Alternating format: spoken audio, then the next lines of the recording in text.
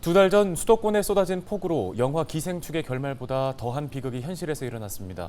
일가족 3명이 물이 들어찬 반지하 주택에 갇혀 목숨을 잃는 안타까운 사고가 발생했는데요.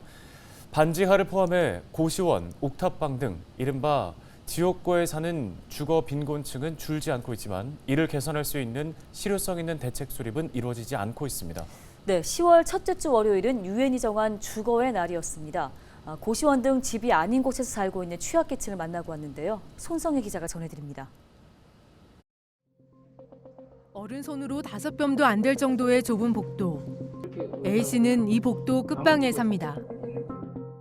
전에도 고시원에 있었어요. 저 수원에서 있을 때도 고시원에 있었고. 정부 지원금으로 살아가는 A씨가 갈 수 있는 곳은 보증금이 없는 고시원뿐이었습니다. 수급자 해가지고 40만 원, 끝까지 모르겠는데 40만 몇천 원씩 이렇게 나와. 노인연금 30만 원 그거 나오고. 이걸로 이제 고시원비도 내고 예. 식사도 하시고. 예, 그렇죠. 이곳에서는 제대로 눕고 서는 것도 힘든 처지입니다. 좁은데 발도 제대로 못 붙여요. 그럼 아침에 일어나면 몸이 발다리가 좀 이상해요. 창문이 없는 방은 월세가 좀 더 저렴합니다. 대신 바람 한 점, 한 줄기 햇빛도 허용하지 않습니다. 가운데 줄은 다 창문이 없고요. 이렇게 양쪽 건너편에는 이제 그러니까 좀 더 싸지. 창문이 없어요. 고시원 같은 집이 아닌 곳에 사는 가구는 계속 늘고 있습니다. 2015년에서 2020년 5년 사이 10% 넘게 증가했습니다. 문제는 화재나 침수 등 재난이 발생했을 때 이른바 지옥고에서 참사가 반복되고 있다는 겁니다. 지난 4월 영등포 고시원 화재로 2명이 숨진 데 이어 2달 전엔 폭우로 지하와 컨테이너에서 5명이 목숨을 잃었습니다. 지난해 7월엔 서대문구의 한 옥탑방에서 혼자 살던 장애인이 폭염으로 사망했습니다.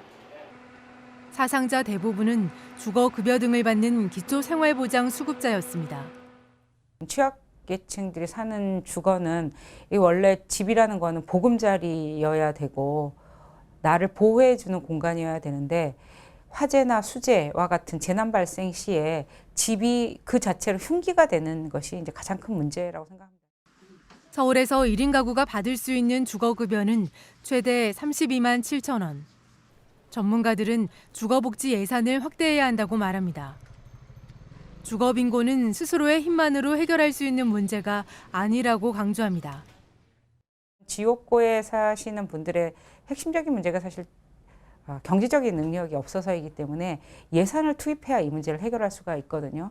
주거비 지원을 강화하든가 혹은 공공임대주택 공급을 확대해야 되는데 이게 결국 다 우리 사회가 가진 자원, 예산을 어떻게 투입하느냐의 문제이기 때문에.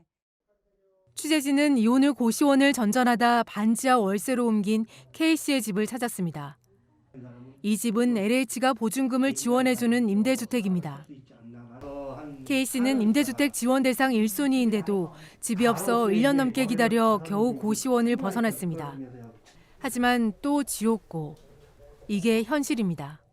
사람이 이제 마지못해 사는 거라고 생각하면 돼요. 다른 사람이 이제 새로운 사람이 한번 살아봐라 하면 못 살아요.